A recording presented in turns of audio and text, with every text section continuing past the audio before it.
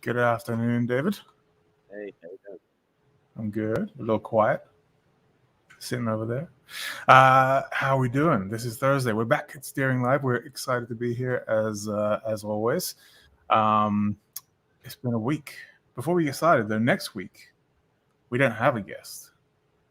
Well, we kind of do, but we don't. We have three guests. Myself and Jamie Deering and Chad Kapotic all three of us are gonna jump on, hosted by the wonderful David Banjoist over here, and we're gonna have a Deering Q&A from anything from company history to banjo repairs and maintenance to anything that you want. So you can join us next week for a Deering Q&A special, same time, same place, Thursday at 3 p.m. Pacific. And we'd love to see you there and just kind of hang out and answer your questions. It's going to be fun. But today, we are very excited to welcome Andy Thorne of Leftover Salmon to Deering Live. Hailing from North Carolina, Andy honed his skills on a scene that included the likes of Ryan Cavanaugh and Lex McGee, who we actually had the privilege of hanging out with at Summer NAMM in Nashville earlier this year. And in time, Andy moved out to Colorado and waded deep into the Colorado jamgrass scene, eventually landing the banjo chair for Leftover Salmon, which he has held for over a decade. So without further ado, let's bring him on in. Mr. Andy Thorne, where is he? There he is. Hey guys. Hey Andy, how you doing? Hey, Andy. Good to see ya. Feel like I'm on between two ferns here. I just realized I have two ferns on either side of me, but I'm no Zach Galifianakis, so sorry I don't have that humor. That's a funny show. It's a great show. I'm a big fan. Yeah, no, it really and is. I just realized I should do a parody down here. Between two other plants. Between two plants. Yeah. Do you want to let it lead us in with a little bit of a tune? Okay. And then we can have a little chat. I got my pre-war out today for the first time in a while for the banjo nerds out there, like all of us probably. So I'll do a traditional song I think this is by J.D. Crowe, although Jimmy Martin may have taken the credit for this one. It's called Leavin' Town. It was on the Jimmy Martin Big and Country Instrumentals record, I think. Love that album.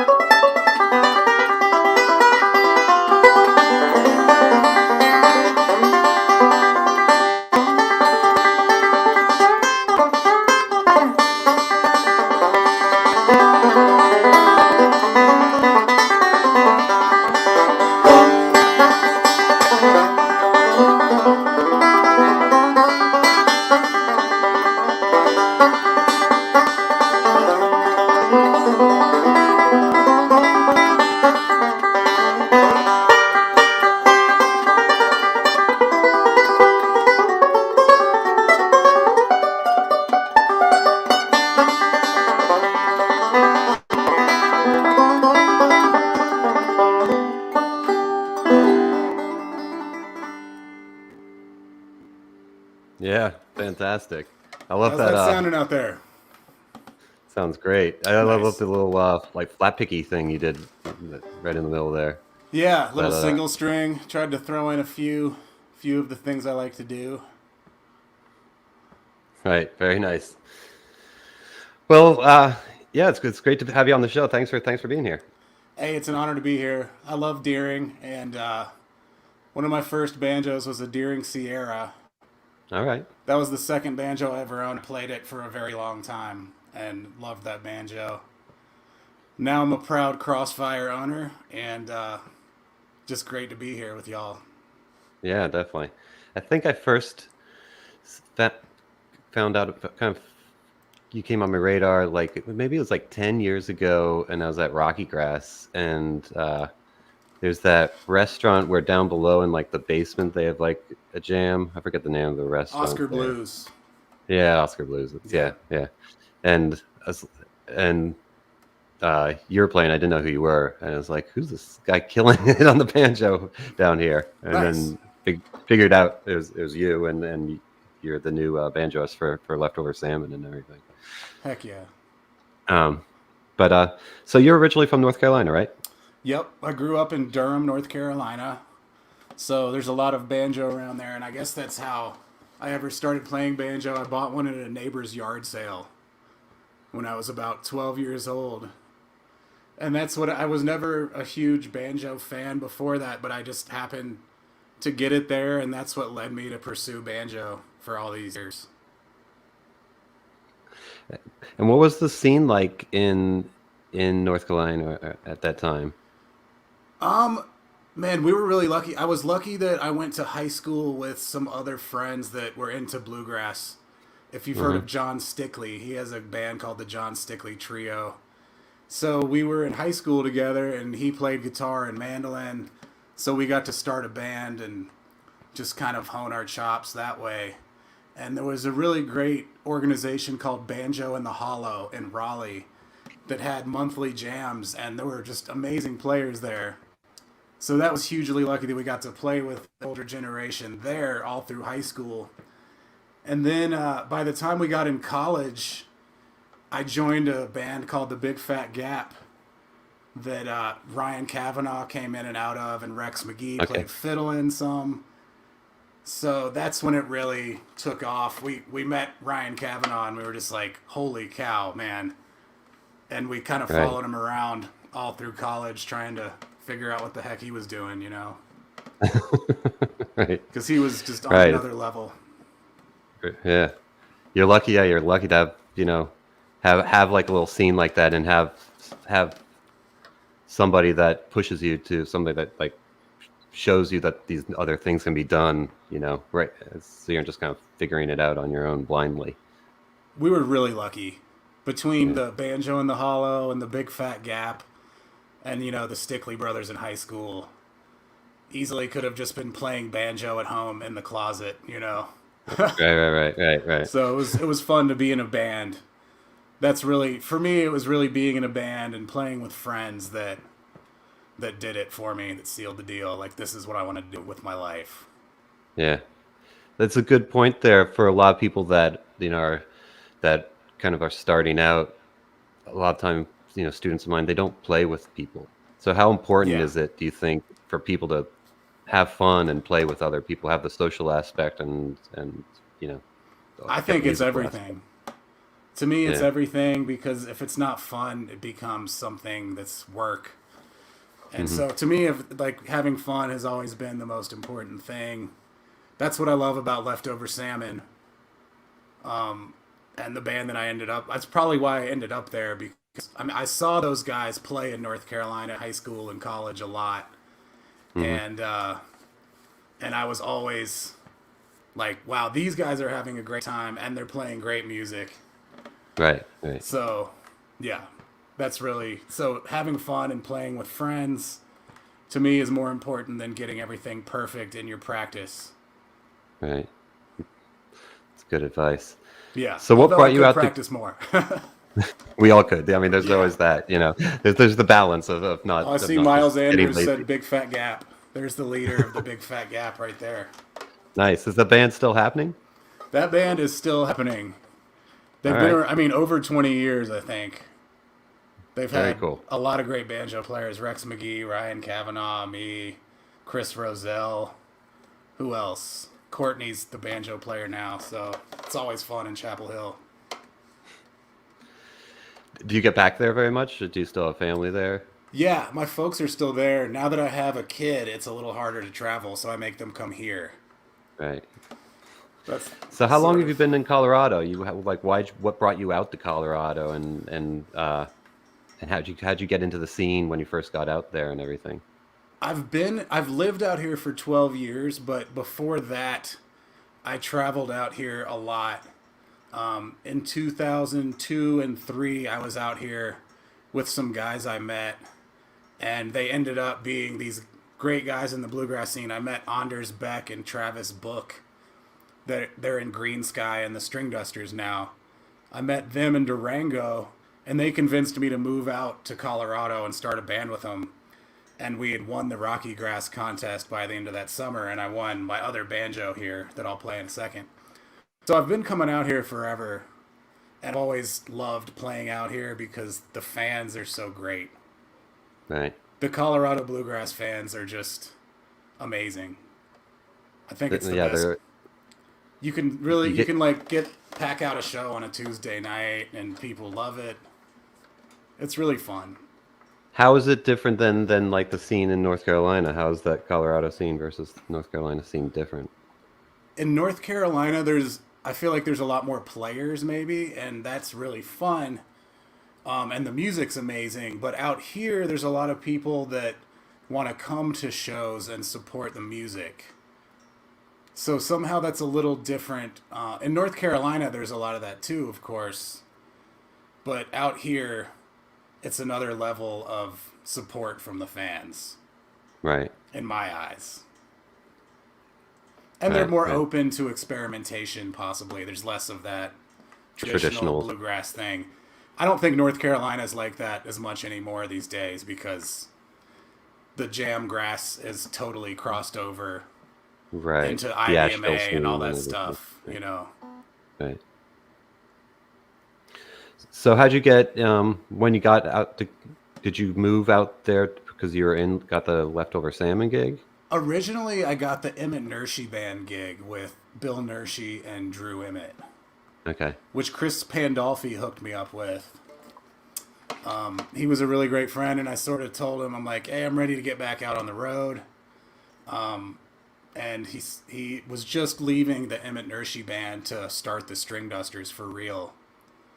So he recommended them to me, and I drove out in the station wagon with all my shit. And I've been here ever since, Right. pretty much. And that And then, that kind of eventually led into the Leftover Salmon gig. yeah, Right. Drew and Yeah. I became great friends, and then I became friends with Vince too. And it was just awesome to join. Matt Flinner was the banjo player at the time, but he's sort of always been more of a mandolin player, and he Right, was doing right. a lot of his solo stuff, so there were a lot of conflicts, and I was just all in to the Leftover Salmon thing, so I got the gig. Yeah. How is it getting a gig that for a band that you were once a fan of? You know It's that the it best. wasn't. Yeah.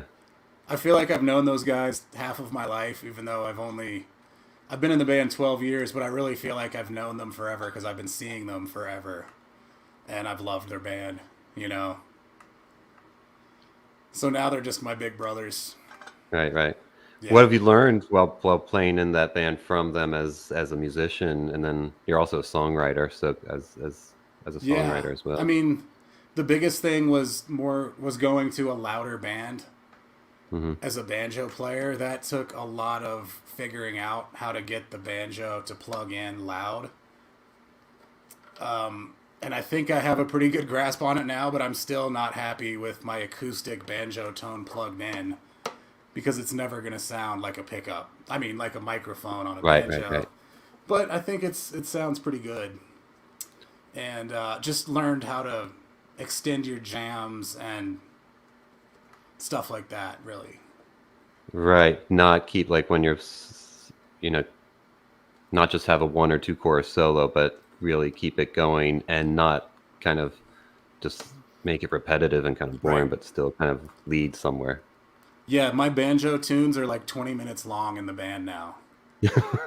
Not that that's all me. There's a lot of other players, but Yeah. they're that long. That must help your playing too, just because of the stamina you have to have with on your hand, on your right hand. Yeah. Oh yeah. I mean, at some of these songs, I always joke on stage, and I'm just after a 20-minute banjo song, stretch it out, Right. because it is demanding. Is there any times when your hand, mainly your right hand, I would think, starts to like get tired or something, and you need to kind of change your technique mid-song to accommodate? Does that happen at all? Or Yeah. you? I mean, the lighter you can play, the better. That's one of the nice things about a pickup is you can get it quite loud, and then you really want to play with a light touch. Because if you're playing hard when you're plugged in, it does not sound good. Right. You have to play even lighter when you're plugged in. So if you have yourself really loud and you're playing really light, you can save some energy and sound really good. But Would the you more think? tired you are, the harder you start playing. Right. In Yeah. my Yeah. The experience, classic. You tighten up and you you start tighten up, playing. you start playing too hard, and then the tone goes to hell. Hmm. And then your timing kind of gets choppy because you're all tight. It just all starts to crumble. Yeah, when you're the perfect looseness, it all sounds the best. Uh-huh. Is there a good way to practice that light touch? Do you have any tips on that? Well, so when I'm playing plugged in, I put a towel inside the resonator Hmm. between the coordinator rods and the head to mute it. And I think it's actually really good practice to play at home like that, with it not even being plugged in, just acoustically, because you really can't play very hard like that. It won't sound good at all. So playing with the banjo stuffed acoustically, just really softly, and try to get some good tone there, I think that's a pretty good practice for that. With the metronome, there's no practice for playing full stage volume and speed, though. You Hmm. just have to get up there and do it. Right. And do you stuff the air chamber of the banjo like completely, or is it just kind of like you would like an old time banjo where you're just kind of putting a towel in between the cow rod and the head a little bit?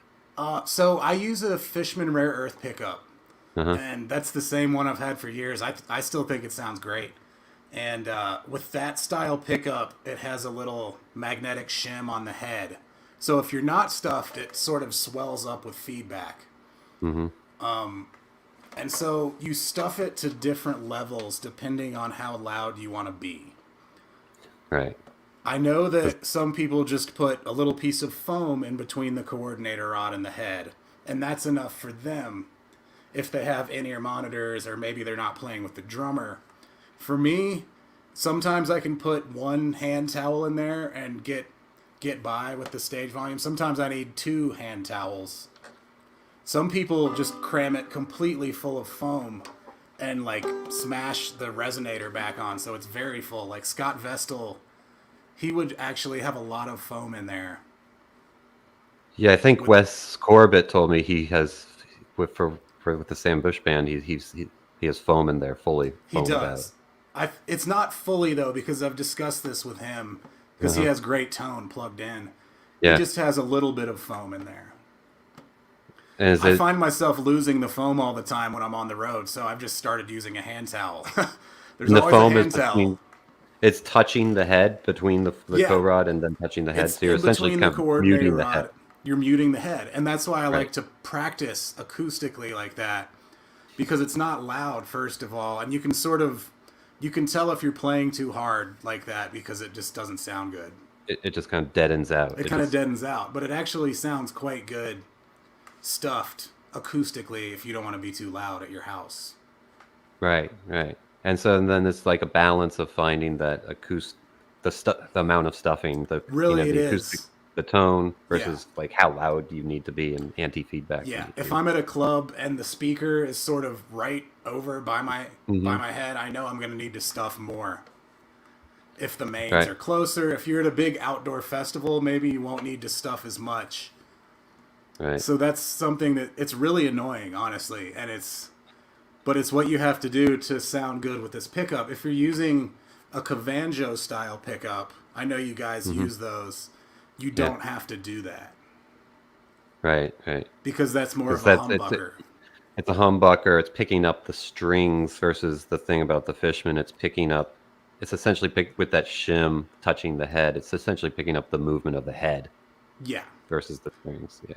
This is the most boring topic of all time for non-banjo players, but I'm glad the people here can appreciate it. Right. I know. This is a mystery for a lot of people, and it is for some banjo players too. I mean, a lot of guys when they first start plugging in, I was the same way when I started. I didn't know what the heck to do. Yeah, I had the Fishman Rare Earth, the first version, and it didn't work. I was playing in bands with drums and electric guitar, and it just didn't work. And I didn't have the right, DI. I didn't have the setup, Right. And if there's you put tools a towel these in days. there, it would sound good. I would guess. Yeah. And what DI box are you using? Are you using like a Tone Dexter thing or anything like that? I'd really like to try a Tone Dexter. That's a modeling DI. Yeah. So that when you record your banjo through some microphones and you like download it to the DI and they model your banjo. But I use a Grace Design, which is actually from Lyons, Colorado. Those are fantastic. They're those great. are pretty complicated to use though, right? Are you using the Yeah. Which one are you using? Well, I have both of them, and I used to Felix? run in stereo with a microphone and a pickup. Right. But the microphone is kind of problematic with our stage volume, so now I just use the smaller one, which is called the Alex, I think. Yeah. And that one is not as complicated. But yeah, without my sound man, the bigger one, I would stand no chance. That's what I've heard. The people from Grace I've talked to, even they're like, you kind of need to know what you're doing on with the Felix. It's not just plug in and turn some knobs. They're a great company and they're local, so we would really like to support them. Yeah, they make great stuff all the way around. They do. And then kind of going over to, when do you go to the Crossfire? You have a during Crossfire I there. do. Let's check it out. Wait. Yeah, do you want to play something on that? Since we're just talking all electric banjo stuff. Yes, sir. Of course, my room is always a mess because, it's the banjo way.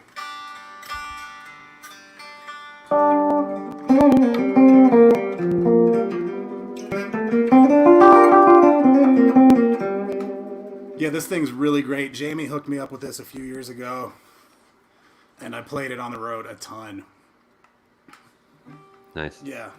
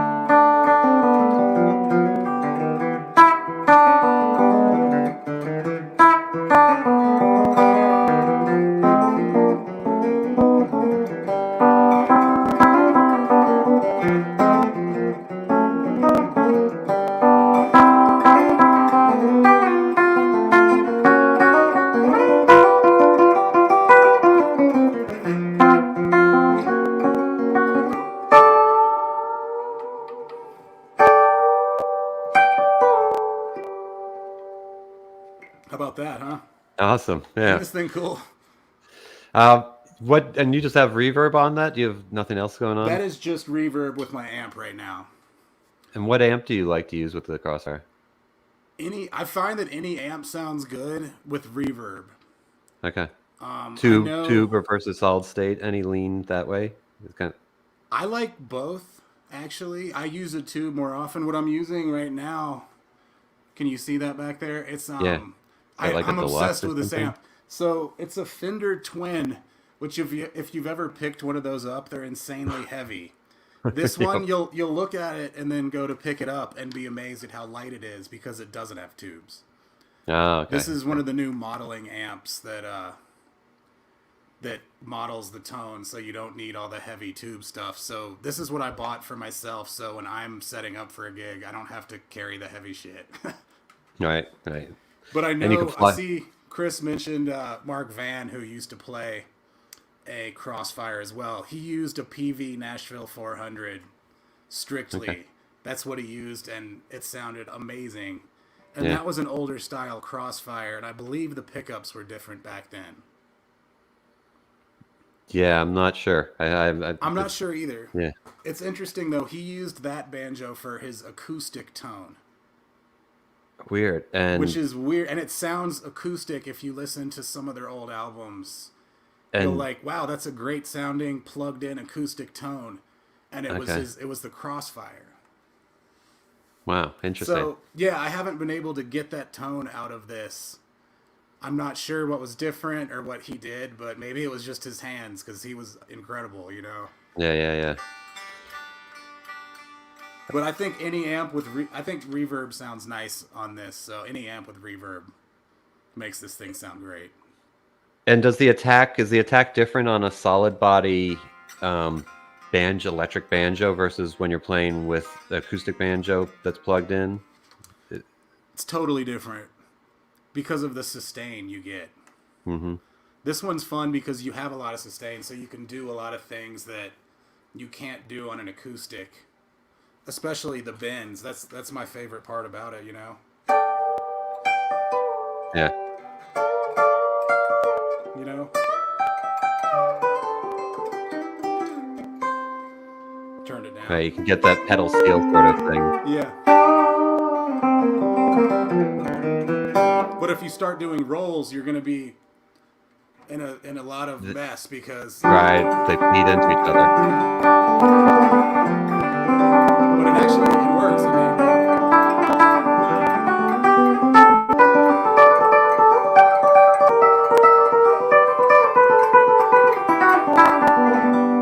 it's a little tougher for rolls, Yeah. but it still sounds good, you know. And is there effects that you like to use with that? I think. For sure. I really like to use a chorus like.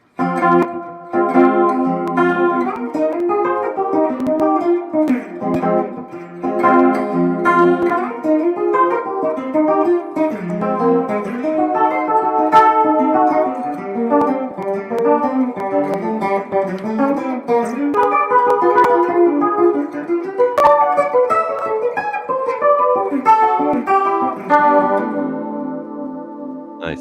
That's a Grateful Dead tune. It sounds really cool. Yeah. On. Sounds And, great. You can use the envelope filter. You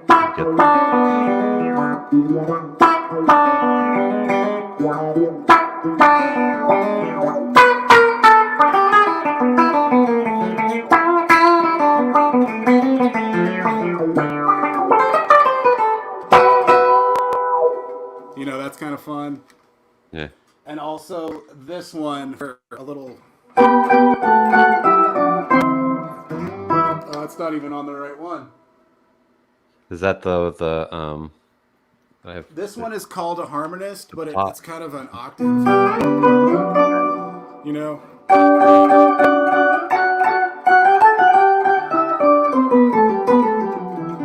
Gives you a little kind of steel drum Right. sound. Yeah. Yeah. Yeah, you can keep going on and on. You really can.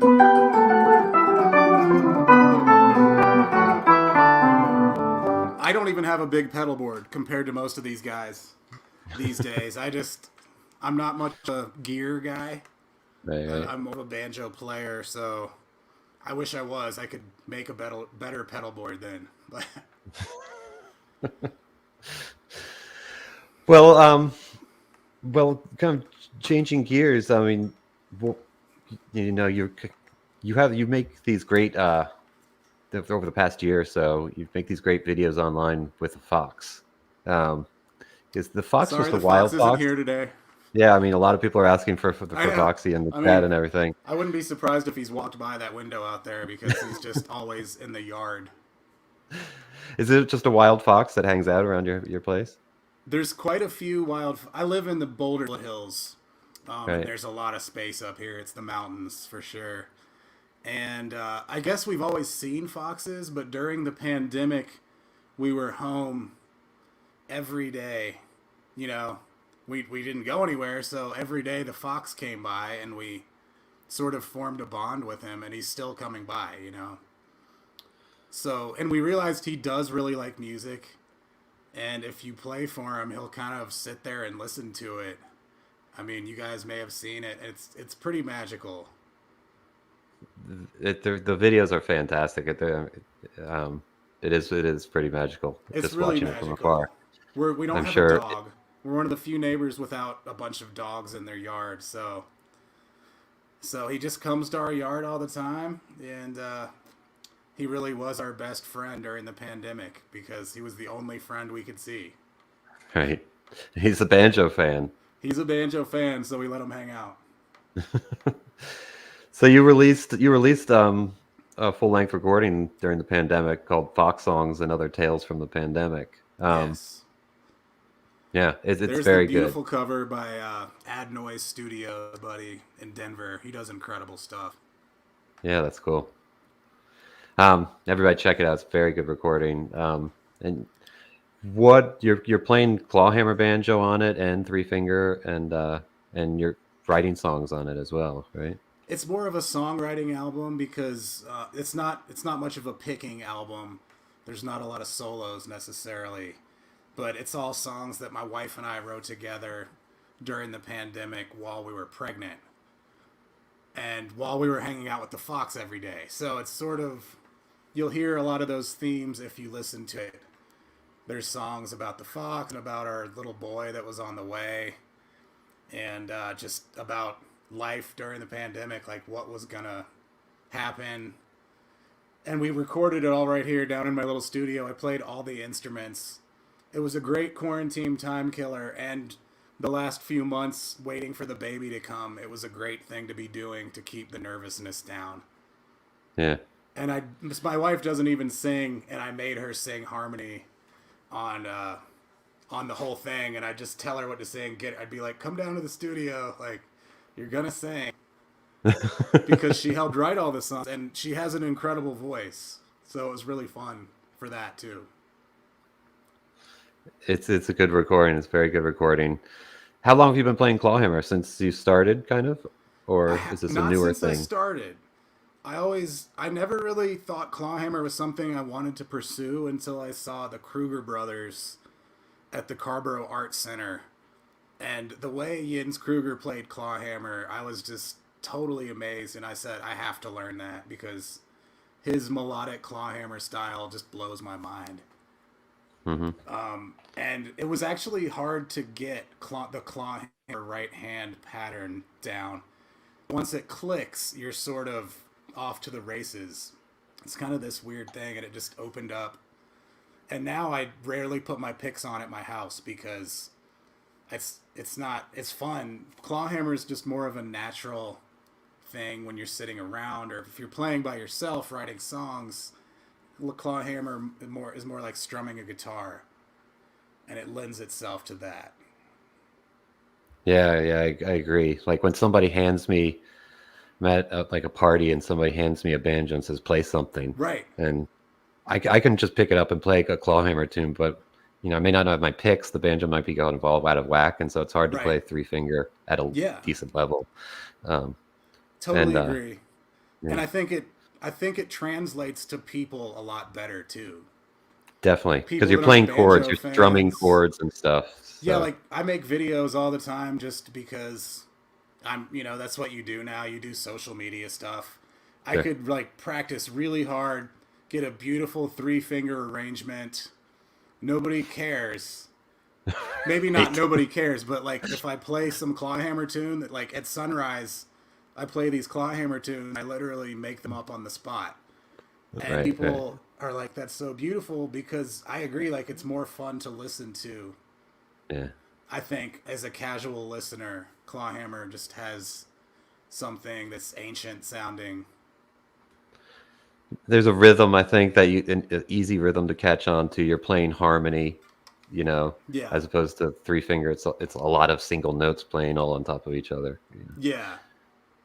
I just love Clawhammer. I could do that too. I wish my other banjo that I do Clawhammer on is upstairs a lot. It's an unmarked banjo. There's no labels on it. I have no idea what it is, and it's a banjo cut off at the 5th fret. So it's higher pitched, and I just love the way Weird. it sounds. Right. It was What is $200, it tuned and to? it's tuned to open C, sort of like a banjo Okay. with a capo on Okay. the 5th So fret. right. It's But then I put it gotcha. in double C tuning from there, so it's double F, basically. Double Gotcha. F tuning. Right. Right. Right. But I love playing Clawhammer on the regular resonator banjos. And do you play Clawhammer with Leftover Salmon at all? I just started. So one of Isn't the there a songs Clawhammer tune on the new record? Did I yeah, hear? there's Okay. 2 Clawhammer songs. And there's Brand New Good Old Days, the title track I played Clawhammer on. And I just heard that's nominated for a Grammy. Not the final nominations. There's a lot of nominations in the first round, but that's kind of exciting. Because usually we miss the Grammy radar. But and then I also played Clawhammer on Red Fox Run, which is one I wrote. And I think it's really great to start doing it on stage. I can tell people in the crowd just instantly dig it. And it's fun for me to mix it up after playing. I'm a banjo player that like takes all these solos and plays a million notes. So it's nice to get soulful and play some Clawhammer. There's the Brand New Good Old Days cover. I wish I could remember that artist's name because he's amazing. He did a wood. When did that block. come out? When did That that came record come out out? early May. We were sitting on it for quite a while because of the pandemic, and then Compass Records picked it up, which was really cool because I'm a huge Alison Brown fan. And yeah, it's been a really great album cycle, I think. When was it recorded? Was it recorded pre-pandemic or It was was it? recorded pre-pandemic at Echo Mountain Studios in Asheville. But Okay. you know how there's a lot of post stuff. Yeah. Our bass player Greg Garrison just worked on it in post-production forever and tightened everything up. And I think it's my favorite album we've made because it's more self-produced by the band. Mm-hmm. And then Greg did all the post stuff, and it turned out great. How was self-producing it make it? How was it different? Why was it better? Why did you like that process better? Well, the last 3 records Steve Berlin produced, and he is absolutely incredible. I think he lives in Portland now. He's in Los Lobos. But the arrangements are a little bit more tricky because of that. And he made up some incredible arrangements and like honed our songwriting. But this album, the arrangements are just a little simpler because it was just us. And personally, I sort of like that stripped down style a little bit better. And that's what I liked about the band back in the day. So that's what I like about the self-production. There's still some fancy arrangements on there, but not quite as... We didn't work through them quite as much as you would have with a producer. Right. Right. Going back to learning Clawhammer, you mentioned how, it was hard at first, and then you kind of got it. I often have this with banjo students. Everything has different learning curves and plateaus. 3-finger, you can kind of learn an alternating roll pretty quickly, where the Clawhammer, you have to figure this thing out, but then you can kind of go with a pretty, once you get one motion kind of down. Do you just want to kind of talk about the comparisons between learning three finger versus learning clawhammer? Clawhammer is all about breaking through that first block, because it really is, once it clicks, you're just off to the races. And you can start learning drop thumb after you learn the original. It's just like 2 downstrokes and a pop with your thumb is the best way I can describe it. Like,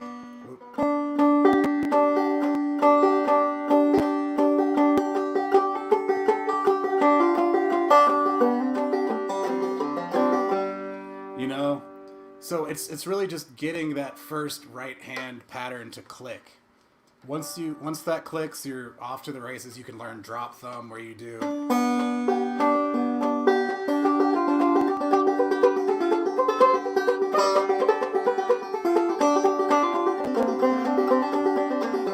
And that's what Jens Kruger does so incredibly well. His drop thumb is just amazing. It gives you a melodic clawhammer. And double C tuning is definitely my favorite. You go down, you put your D string down to C, and then your B string up to C.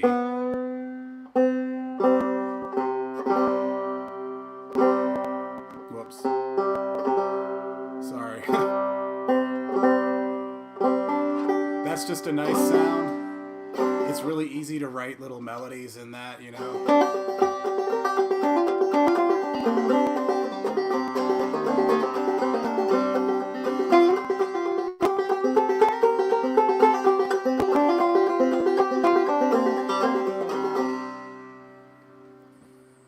Right. That's a little bit of the drop thumb with a modal kind of thing and the double C tuning. Do you do many different tunings when you're playing three finger at all, or you generally stay in G tuning? Mostly stay in G tuning so I can improv. Right. Otherwise, so you don't just it's too throw hard to yourself improv. off. I used to learn stuff in D tuning, and it just doesn't have much of a place in the band. So Yeah. Yeah, I don't know how Bela, because Bela often has different tunings, and it seems to improv over them. There you go. Cheers. I hope I'm not breaking up. I just saw. No. Okay, good. Having a beer, a little stout. Breakfast of champions. Hey, it's 5 o'clock here, so almost. Yeah, it's amazing when people can improv in other tunings, but yeah, I'm like you. I three finger. I generally stick to G tuning. Because of the improvisation spot. I agree. I love the songs Bella fucking Right. I mean, gosh, the title track off of Tales from the Acoustic Planet 2. I mean, what tuning is that in? I learned it at one point, but I have no idea now. Blue Mountain right. Hop. That's the song. That's a crazy song, and it's so good. So you have another. You just released a single just now called "Dunno." Do you want to tell us about this? That is a cover of a Mac Miller tune. And I really became obsessed with his album Swimming and Circles. They're just totally sick. It's some of the best hip hop I've heard, and it's very musical, so I can enjoy it. And I have a bunch of his other songs recorded too. I'm getting ready to release. Trying to make a whole album. There's not very much time when you have an 8-month-old baby, but I just, like, if you guys haven't checked him out, I think it crosses over into any fan of music, even bluegrass. Yeah, for those that don't know, describe him a little bit, what his music is. He's a hip-hop artist, and his earlier stuff is definitely a little bit more stereotypically hip-hop lyrics and stuff, but I still love a lot of his earlier stuff. And then his newer stuff is really introspective, a little dark, and but amazing music. Whoever was producing all the music of this stuff is just, the albums are incredibly well produced. So check out Circles and Swimming. Those are just 2 killer albums. Yeah, so it's definitely different for the bluegrass realm, but I started learning a few of them, and I was like, wow, this works really well on banjo with my voice, because I'm not as much of a singer, So I'm not rapping on the songs, but it's sort of like in between talking and singing. So I think it Mm-hmm. works well for my voice. And then when I put up some videos of that, people loved it. You know, there's a lot of fans out there that love Mac Miller. So I was like, wow, I should run with this because people are so into it, you know? Right. And did you do that all at home, that single? That I did at a studio, actually, in my friend's basement. It wasn't a super pro studio, but that's Alwyn Robinson on drums from Leftover and Greg Garrison and my buddy Thomas LaFond from Banshee Tree on guitar. And then we sent it to Eric Deutsch in Mexico City to play piano on. And he put the finishing touches on that, you know. So check that out. I'm pretty proud of how that turned out. Yeah, it sounds good, and it's definitely something. It's definitely a different sort of feel than other things he put out. Yeah. I was glad to not be playing drums on it. Let me put it that way. After playing drums on the Fox album, I was like, I should not play drums on another recording ever. Let a drummer do that. It's a lot of work to get it all right, man. Yeah, I'm like it's a lot of snare drum down in my studio with right. with no snare stand. I like have it leaned on a desk.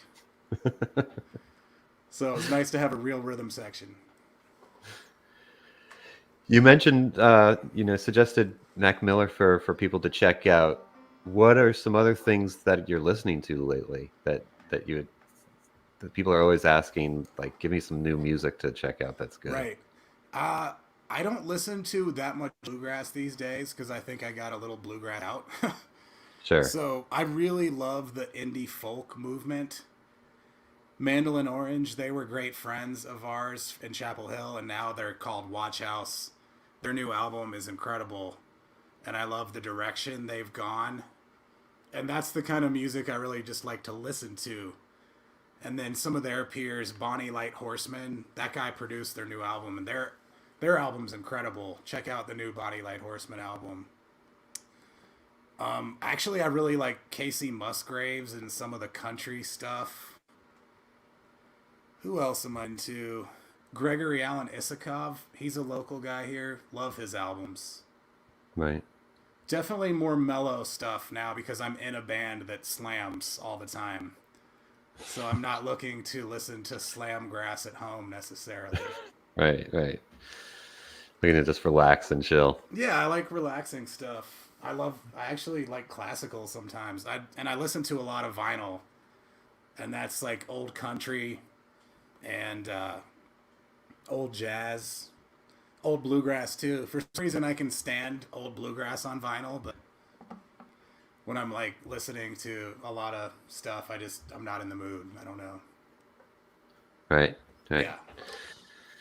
And then has your playing kind of changed in the years as your tastes of what you like to listen to has kind of definitely probably changed too?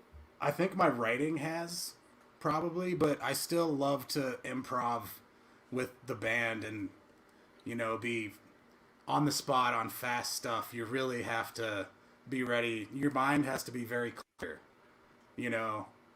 That's something I still really enjoy. It's kind of like going on a mountain bike ride or something. You have to be very present in what you're doing or else you're going to hurt yourself. And the same thing could be true on stage with Leftover Salmon because you never know what the heck Vince is going to do. And musically, you just have to be super engaged and present if you're doing all this fast stuff all the time. And I really enjoy that still about the band, Yeah.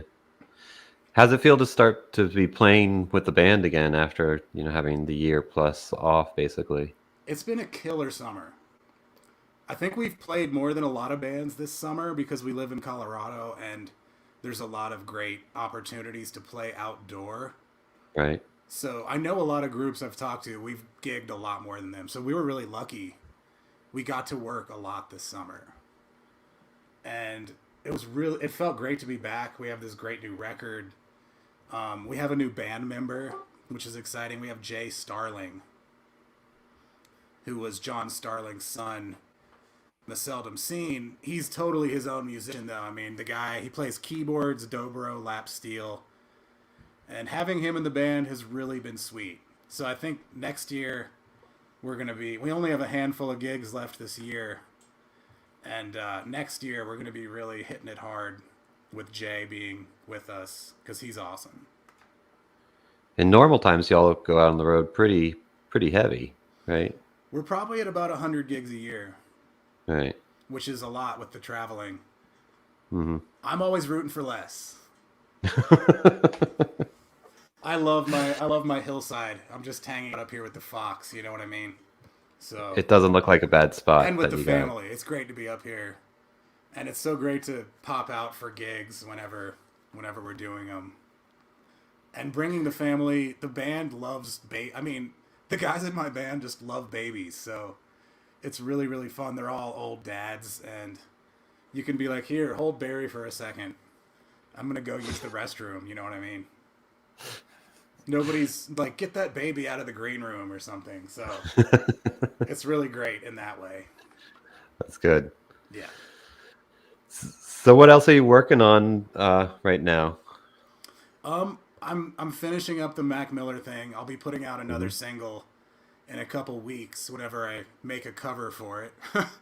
I just make those covers on my phone. You'll probably laugh at the cover I made for Dano. It may not be all ages appropriate, but I had fun making that in my app on my cell phone. But actually, so we have the new Leftover album. I'm going to work on a Clawhammer album coming up because people love the Clawhammer stuff I do so much. I never thought that would be one of the most successful things I could do, but I think the way it translates to people, everybody, you know, when I post those sunrise videos playing Clawhammer, people are like, I wish there was an album of this. I could listen to this stuff all day, start my day with this. And so I really want to make a record of all those little songs I've made up at sunrise. I just wake up, grab the banjo, and whatever melody's in my head, it comes out in the strings. Because in double C tuning, it's so easy to play little melodies. So that's what I want to work on next. Cool. Do it. I think I want to bring Jamie Laddie in. I think he has a question, and I think there might be some questions in the chat that he's monitoring as well. Hang on. I'm muting myself. Jonathan's muting me, and I'm vice versa. What's going on? How you doing, man? That was great. Nice. Yeah. So first of all, I like how we're referring to pre-COVID as normal times now. Right. Like that's now the official term for like anything pre-COVID was back in normal times. Back in normal times. This Secondly, is the Renaissance. We've moved into this era now where we can like legitimately make album covers on our phones. Right. Never even thought about it, but that's crazy. Like when you go from like Pink Floyd, Storm Ferguson, kind of like high level design, and now we're making it on our phones. Craziness. I love apps. I have too many apps. Yeah, that's a problem. It is. All right, so Ben asks on the other chat, do you have a favorite live salmon tune and why? Oh my goodness. Probably a ton of them, right? A ton of them. For my own song, I love playing Aquatic Hitchhiker. It's like, it was actually a song, it was a little warm-up roll I was working on right when I joined the band, and I didn't think it was even a song, but when I showed the band, did I freeze?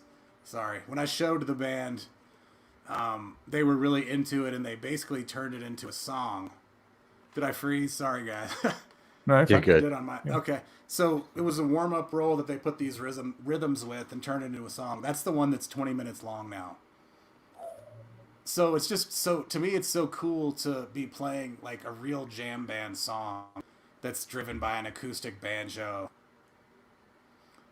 And it's a lot of fun to do that. But in terms of the band songs, I love playing Drew's Breaking Through because I loved that song in high school. And Highway Song, Euphoria, a lot of the old classics, really. Do you still get the same level of like excitement going out on stage and you know getting pumped up to play the set list that you guys have laid out every night? Yeah, if there's a good crowd, you're always excited to be there. Yeah. And if we're not playing too late. Of course, we're all the late night band. So now that I get up at like 5 a.m. with the baby every day, I'm not used to staying up till 4 in the morning. I'm like, So you really? can't do We're that. playing at midnight again?